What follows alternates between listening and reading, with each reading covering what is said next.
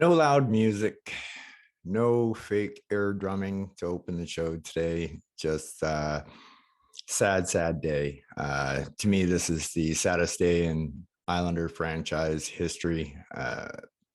I no disrespect to other Islanders that we've lost, but Mike Bossy was my favorite player, and it's a tough day. This hurts more than losing to the Leafs in '78 when my family were all Leaf fans. It hurts more than '79 when we lost the Rangers. We just lost the greatest goal scorer ever. And I don't care what people say about the debates and whatnot, because I've seen them all. I've seen all the greatest goal scorers. I watched Gordie Howe play. I watched Mario Lemieux play. I watched Wayne Gretzky play, Brett Hull, Marcel Dion, Jagger, Ovechkin, all of them. And there is no doubt in my mind, there was no better than number 22 of the New York Islanders, Mike Bossy. Uh, just a sad day. Kind of, in a way, a little bit fitting that, Mike kind of waits in Montreal for the Islanders to arrive before passing on. It's almost like what happens with family members and that. And once the Islanders arrive, he's okay to move on. And we owe Mike a big victory tonight for sure. Um it's almost kind of fitting this game's in Montreal, because these are his two places that he loved in his heart. One was his hometown, the other was where he became a man on Long Island. And he kept great ties to the Islander organization, even though he was still in Montreal after his playing career and that. And yeah, I'll miss you, boss. Man, this is a hard day. Anyway, as y'all know, uh, just a game note that Carey Price is returning to action tonight. So yeah, but who cares? After one period of play, the Islanders and the Canadiens are all tied up at zeros, and that game was a little harder to get into than I thought it was going to be. I was expecting to see a fired up Islander team come out and really take it to the Canadiens, and like the old saying, "Win one for the Gipper." Well, win one for Mike, and once again, the only player to get off the plane and get to the rink on time was Ilya Sorokin, and same scenario as last night, except this time Ilya put a zero on the board. So I guess we came to life a little bit with about 5 minutes left there. Still not enough push for me. Uh, yeah, it's kind of funny. It's a weird game with Carey Price being in there, and it's kind of like the Montreal fans are all pumped out about having Price back in the net. And it's funny because I was thinking to myself, what the Canadian fans don't really know right now is that Carey Price was the best goaltender in the NHL, and he's still a good goaltender, but he was the best in the NHL at one time. And now Ilya Sorokin, in my opinion, is the best in the NHL. That's right. I said it. Better than Shesterkin, better than all of them. I really, truly believe it. Watching this guy is amazing. I've never seen a goaltender like him. I've watched a lot of Shesterkin too. He's got a lot of the same qualities as Ilya, but I still give the nod to Ilya. I mean, the guy is Gumby. He's unbelievable. It's been awesome watching Ilya play, and it's going to be awesome watching him for years to come to play. So we are very fortunate in our defense and our goaltending for years to come. So let's be thankful for that we're not going to fall down into the the type of team that never makes playoff every year like we did before in the '90s and the double aughts and all that. So um it was kind of funny too. Well, not funny. I thought it was kind of fitting. I saw this the father and son in the stands there, and the father was wearing number 22, and the son was wearing number 13. I thought, yeah, how cool is that? That's like the dad Boss was my guy, and the young, he was about 14, 13, 14, somewhere in there like that, or and he likes the present, right, which is Matt Barzell, and I can totally go with that kid, because Matt's probably my favorite right now too. So yeah, tough period to watch. It really was. I was really disappointed in the Islanders once again not showing up. If it wasn't for Ilya, I tell you, we'd be in big trouble in this game. So let's give Ilya some support here. I mean, the guy's been standing on his head for us all year long, and we're coming out like this. And you know, I keep hearing the guys at the interviews between days and that, and after practice and after games and that, and pre-game ones, and they're always talking about how professional they are, and no matter what, they're gonna play Islander way right to the bitter end and whatnot. Well, I'm sorry, I'm not seeing that right now. To me, that's words. In these last two games, what I'm seeing is a team basically mailing it in for the next 10 games. And I'm just going to call a spade on that one, because I don't know. You tell me in the comments below, like, am I right or am I wrong? So I don't know. Anyway, hope, and I got some goals to report on in between the second and third period. You guys take care. See you then. After two periods of play, the Montreal Canadiens and the New York Islanders are still knotted up at zeros. And boy, have we got a tale of two different tales from two different goaltenders. Boy, let me tell you. What do they have in common? No, they're both pitching a shutout.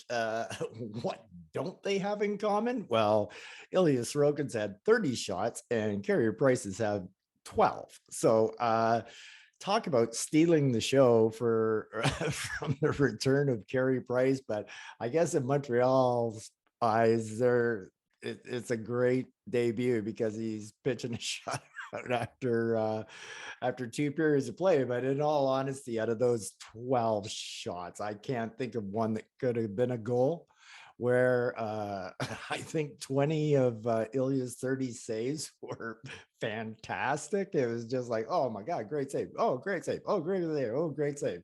So I've narrowed it down to about four guys who showed up for for tonight's game. Definitely number one star would be Ilya for showing up. Zach Parise, because he always has that effort, and I can see him constantly trying out there. Adam Pelech, same can be said for him. And I only had three, but I had to give up a fourth for Big Z. And he got nailed twice. I'm pretty sure it was the same foot too. So Z gets to go in there for being the warrior and putting that big body in front of those pucks. It doesn't matter how big you are, those pucks still hurt, man. So good job by Z there. Like, come on, Islanders. Are you kidding me? Like, what a lackluster, brutal effort. Like, one period. Can you give us one period tonight? Like, give your goaltender a little support, maybe. Well, I in all honesty, I imagine everybody here is just waiting for Montreal to score. It just seems like it's going to be that way. Or it could end up being one of those games where the Islanders walk down with one chance and score, and Sorokin just plays lights out all night. It's going to be one of those two scenarios. So, well, let's see what happens in the third. Talk to you after the game. Well, that was just simply exhilarating watching Ilya perform his craft. The New York Islanders scored 3 goals in the third period to come back and win this game 3-0, spoiling Carey Price's return to the NHL. Wow. Man, this had a double dose for me with it tonight too, because I'm in the semifinals of my fantasy league, and I got Ilya, and that 4 points he just got me tonight. And believe it or not, I got Bobrovsky too, and he had a shutout going until the third period. But yeah, I got 6 points out of my goaltenders, which may just completely swing the series, and the Courtney Islanders will be hopefully moving on to play for the Bremen Cup. Anyway, let's get back to the New York Islanders. Man, it was amazing after we scored those 2 goals, how much the entire team all of a sudden perked up and was playing. They weren't playing well, but you could see they were diving in front of pucks. They were hitting people. I mean, they were still getting hemmed in by Montreal all the time, but at least you could see they were engaged for the third period. So, yeah, that was pretty exciting. That was pretty exciting. What a play by Matt Barzal there. That was sweet. That was sweet. He went a long way, got up there, and as soon as I saw him jump to the middle, I thought to myself, "Oh, Matt wants puck," and Zach knew exactly what to do. Gave him the puck. I actually kind of thought he was going to shoot, but what a great play back to Zach. Beautiful goal. So Parise coming through with 15 goals. Now, I know a lot of people that on message boards and that, I remember them saying at the start of the year they'd be happy with Parise with 15 to 20 goals. Well, look at this. All of a sudden, he's 15 goals. I mean, he scored them all in the second half of the season, pretty much. But, a lot of people asked that. Myself, I was thinking more along the 2025 range. So, but I'm definitely not disappointed in Zach at all for what happened. He was playing well, just snake bitten. So looking forward to having Zach on the team next year. And I'm expecting those 20 to 25 next year out of Zach for sure, especially if he stays with Matt, because I really think they're a good combination. I really do.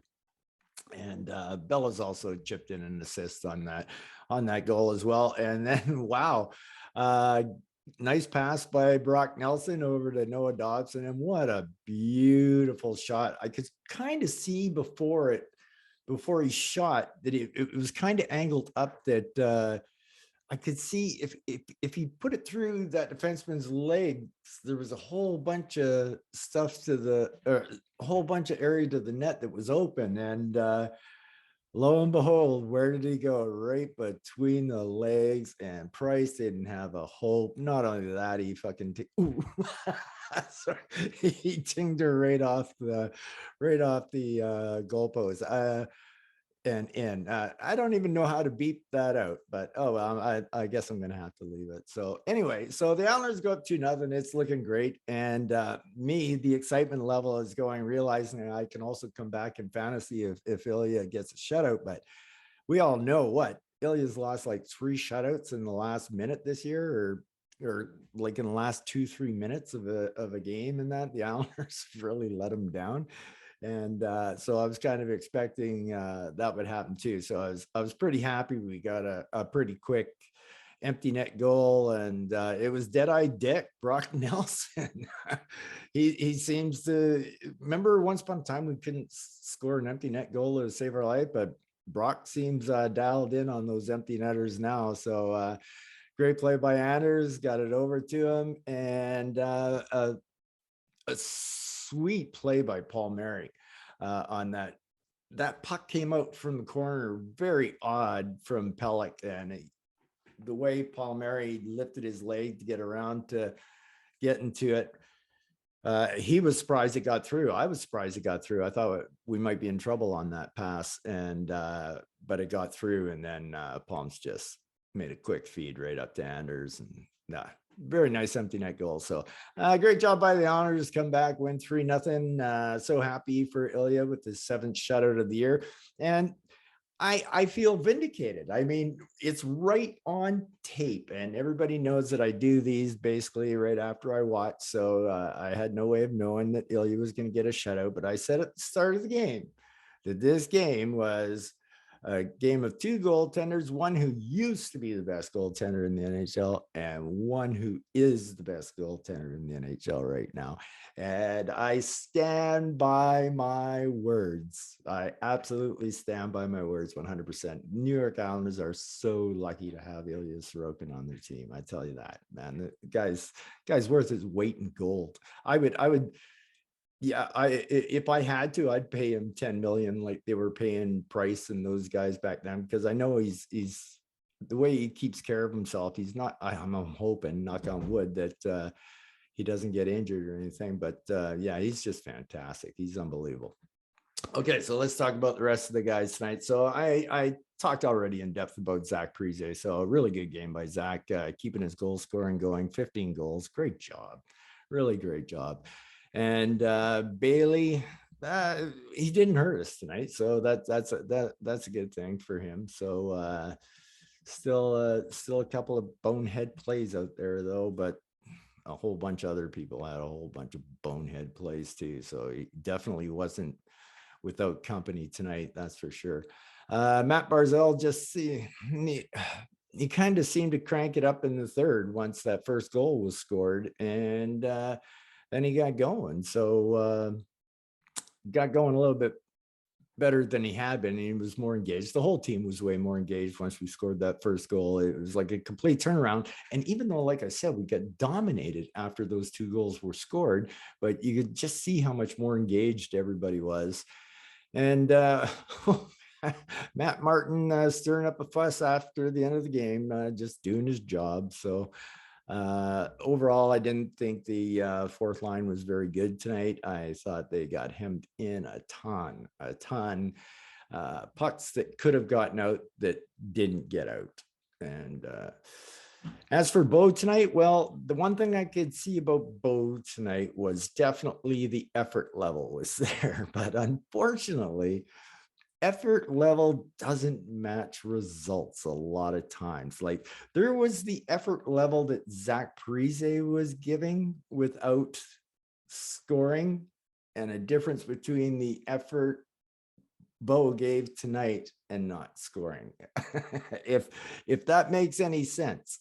You know, he just doesn't make the smartest plays, and he a lot of times he's his own worst enemy. So yeah, he really needs to pick it up. This consistency thing is getting out of hand. Bellows,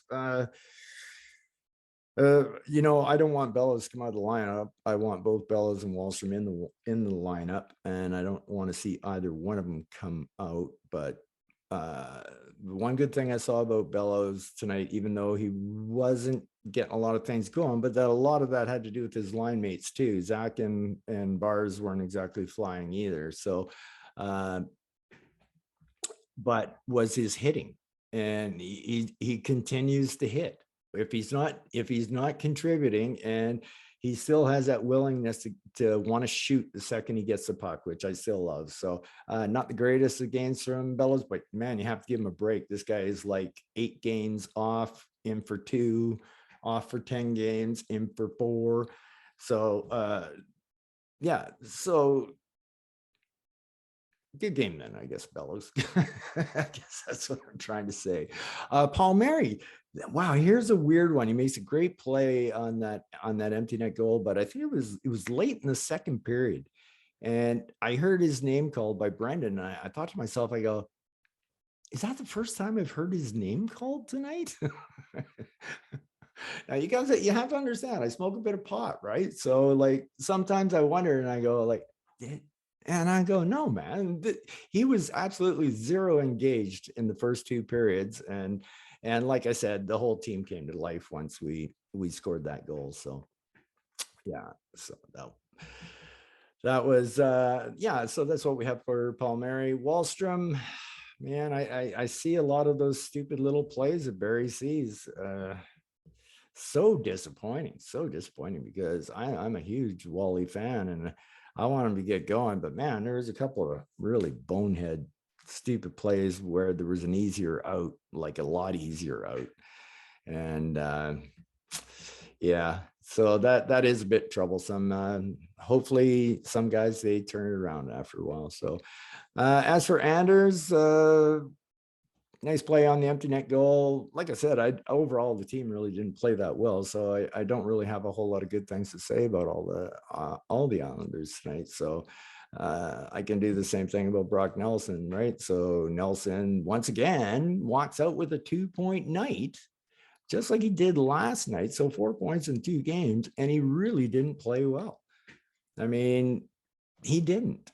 And not like the way Brock had been playing in that. So yeah, and once again, I've got Pager in the good category, same from last night too, as well. So he was doing much better in the face-off circle tonight, and he was playing his game. And I don't know, it just seems like in the last 10 games that Pager's developed this like rocker boost button on his skating where he all of a sudden and he's gone. It's like I don't remember really ever seeing that before. I always remember him being fast and darty, but I don't remember that little rocket button. Yeah, I'm impressed. Hopefully he takes that into next season. Maybe something else was hurting on him that we didn't know about. Who knows? And Zeker, like I said, I didn't think the forward line had that good of a night tonight. So once again, not a whole lot of good things to say.